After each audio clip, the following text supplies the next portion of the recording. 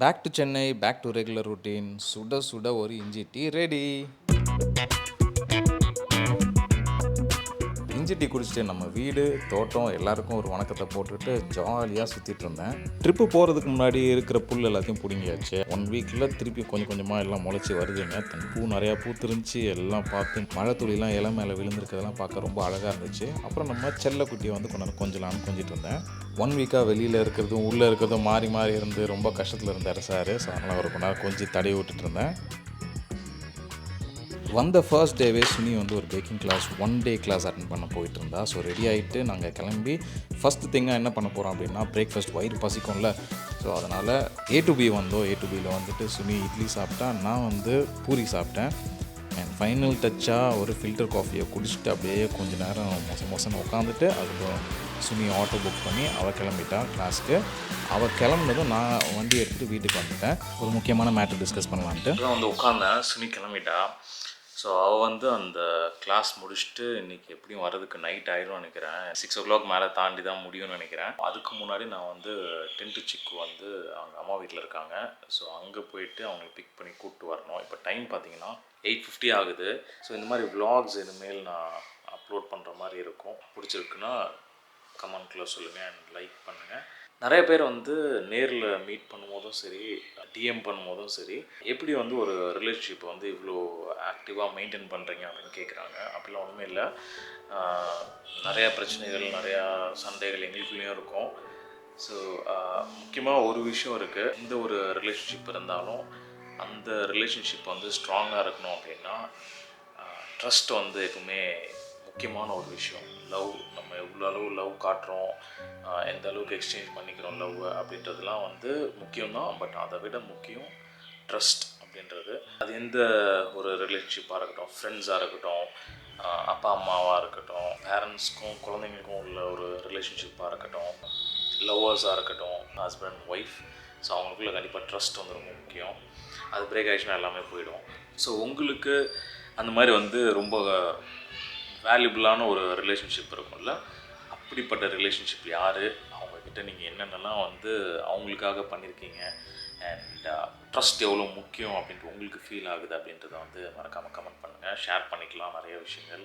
So இன்றைக்கி வந்து நான் டின்ட்டு சிக்குவை மீட் பண்ணும்போது நான் கொஞ்சம் vlog எடுக்க முடியுதான்னு பார்க்குறேன். அவங்களோட ரியாக்ஷன்ஸ் என்ன. 5 நாளில் துபாயிலேருந்து நேற்று தான் வந்தோம். நைட் கொஞ்சம் லேட் ஆகிடுச்சு. ஸோ அதனால் அப்படியே டேரெக்டாக இங்கே வந்துட்டோம். இப்போ காலையில் அவங்களுக்கு பிரேக்ஃபாஸ்ட்லாம் முடிச்சுட்டு அவங்க சாப்பிட்டுட்டாங்க அப்படின்னா அம்மா ஃபோன் பண்ணுவாங்க. அதுக்கு போய் நான் கூப்பிட்டு வந்துடுவேன். ரொம்ப ஈகராக வெயிட் பண்ணிட்டுருக்கேன் குழந்தைங்கள மீட் பண்ணுறதுக்கு. எப்படி நான் ரியாக்ட் பண்ண போகிறேன், எப்படி குழந்தைங்க ரியாக்ட் பண்ண போகிறாங்க அப்படின்னு தெரில. வாங்க பார்க்கலாம். கொஞ்ச நாளாகவே வந்து தூக்கம் ஒழுங்காக இல்லையா. ஸோ கண்ணெலாம் பாருங்கள் வீங்கின மாதிரி இருக்குது. ட்ராவல்லாம் முடிச்சுட்டு நேற்று நாங்கள் நைட்டு தூங்கும்போது வந்து 2 o'clock கிட்ட ஆகிடுச்சு. 5:45 முழித்தோம். தூக்கம் ரொம்பலாம் இல்லை. ஸோ ஒரு மாதிரி டல்லாக தான் இருக்குது பார்க்குறதுக்கே, எனக்கே தெரியுது. கொஞ்சம் அட்ஜஸ்ட் பண்ணிக்கோங்க. ஆம்பிரெயின் அப்படின்ற ஒரு பிராண்டோட மல்டி சார்ஜிங் போர்ட் உள்ள ஒரு அடாப்டர். என்ன இதில் ஸ்பெஷல் அப்படின்னு பார்த்தீங்கன்னா, இப்போ நம்ம இந்தியாவில் யூஸ் பண்ணுற அதே பின் வந்து சார்ஜிங் பின் வந்து நீங்கள் யூஎஸ் போனீங்கன்னா யூஸ் பண்ண முடியாது, அண்ட் யூகே போனால் யூஸ் பண்ண முடியாது. ஸோ அந்த மாதிரி நிறைய ரெஸ்ட்ரிக்ஷன்ஸ் இருக்குது. இது வந்து இன்ஸ்டாமார்ட்டில் நான் வாங்கினேன். கரெக்டாக ட்ரிப் போகிறதுக்கு முந்தின நாள் தான் எனக்கு வந்து இந்த ஐடியா தோணுச்சு. இதுக்கு முன்னாடி நாங்கள் மலேசியா போனப்போ வந்து திவா வந்து எங்களுக்கு ஹெல்ப் பண்ணார். திவா கிட்ட இந்த அடாப்டர் இருந்துச்சு. ஸோ எங்களுக்கு எங்கே போனாலுமே யூஸ்ஃபுல்லாக இருந்துச்சு. ஆன்லைனில் பார்த்தா இது வந்து நெக்ஸ்ட் டே அன்றைக்கே வந்து ஒரு 30 minutes வந்து டெலிவர் பண்ணாங்க நினைக்கிறேன். ஸோ இதில் என்ன ஸ்பெஷல் அப்படின்னு பார்த்தீங்கன்னா, இந்த இடத்துல பாருங்கள், இது வந்து யூரோப்பியன் யூனியன் இருக்கும். அப்புறம் இந்த இடத்துல யூகேன்னு இருக்குது. அப்புறம் USA இருக்குது. யூரோப்பியன் யூனியன்னா இப்போ நம்மளோட இந்தியன் ஸ்டாண்டர்டுக்கு இது கரெக்டாக இருக்கும். அப்படி அது வேண்டாம், வேறு கண்ட்ரியில் இருக்கீங்கன்னா இதை ப்ரெஸ் பண்ணிவிட்டு இதை இப்படி பண்ணால் இது உள்ளே போயிடும். யூகேயில் இருக்கீங்க அப்படின்னா இதை தள்ளிட்டு நீங்கள் யூஸ் பண்ணிக்கலாம். இதில் என்ன ஸ்பெஷல் அப்படின்னு பார்த்தீங்கன்னா, ஒரு இது நீங்கள் கனெக்ட் பண்ணிட்டாவே இங்கே வந்து 2 USB-A டைப் A இருக்கா.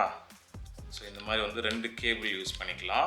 ஸோ 2 டிவைஸ் நீங்கள் சார்ஜ் பண்ணிக்கலாம். அதே மாதிரி இந்த சைடு டைப் C இருக்கும்.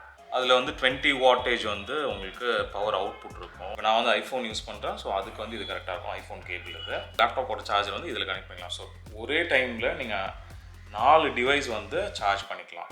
ஸோ இந்த அடாப்டர் நீங்கள் வாங்கிட்டீங்க அப்படின்னா உங்களுக்கு எங்கே ட்ராவல் பண்ணாலும் அதுக்கேற்ற சார்ஜிங் போர்ட் வந்து நீங்கள் இதுக்கு ஏற்ற மாதிரி நீங்கள் மாற்றிக்கலாம். ஸோ கஸ்டமைஸ் பண்ணி நீங்கள் யூஸ் பண்ணிக்கலாம் அப்படின்றது ஒரு ப்ளஸ். இது இப்போ தான் நான் வாங்கினேன். ஸோ அதனால் உங்களுக்கு இதை ஷேர் பண்ணலாம் அப்படின்ட்டு எனக்கு தோணுச்சு. இன்கேஸ் உங்களுக்கு தேவை அப்படின்னா இதோட லிங்க்ஸ் வந்து நான் கீழே டிஸ்கிரிப்ஷனில் கொடுக்குறேன், செக் பண்ணிக்கோங்க.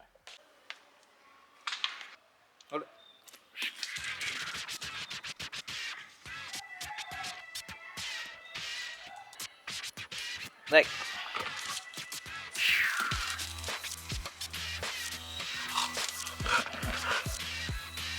சரி வா, போட்டு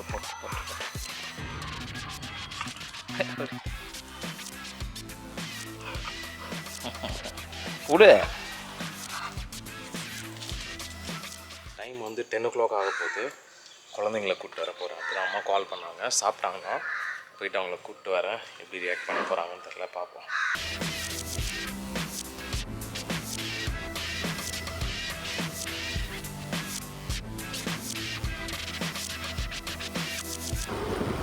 பேக் எல்லாம் எடுத்துகிட்டு ரெடியாக இருக்காங்க.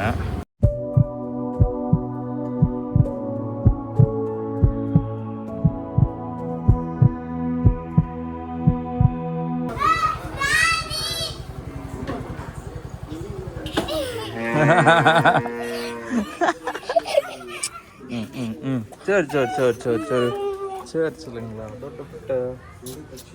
Love you. என்ன பண்ணீங்க? எப்படி இருக்கீங்க ரெண்டு பேரும்?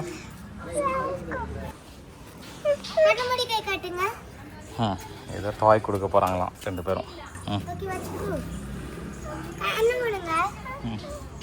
நம்ம ரெண்டு பேருமே சேர்ந்து கொடுக்கலாம். கொடு அப்பா, கொடு. உனக்கும் இருக்கு, உனக்கும் இருக்கு. அப்பா கொடு.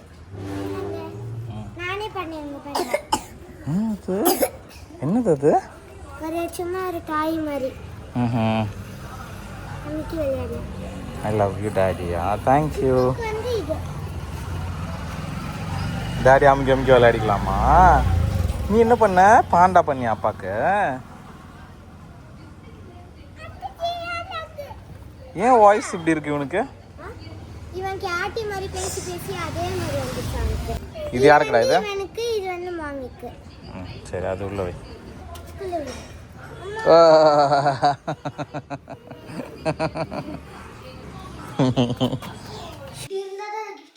இப்போ உங்க ரெண்டு பேருக்கு கிஃப்ட், குட்டி கிஃப்ட். ஓகே, கண்ணை மூடிட்டு உட்காருங்க ரெண்டு பேரும்.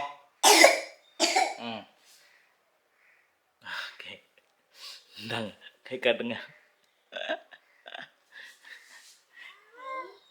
என்னது அது?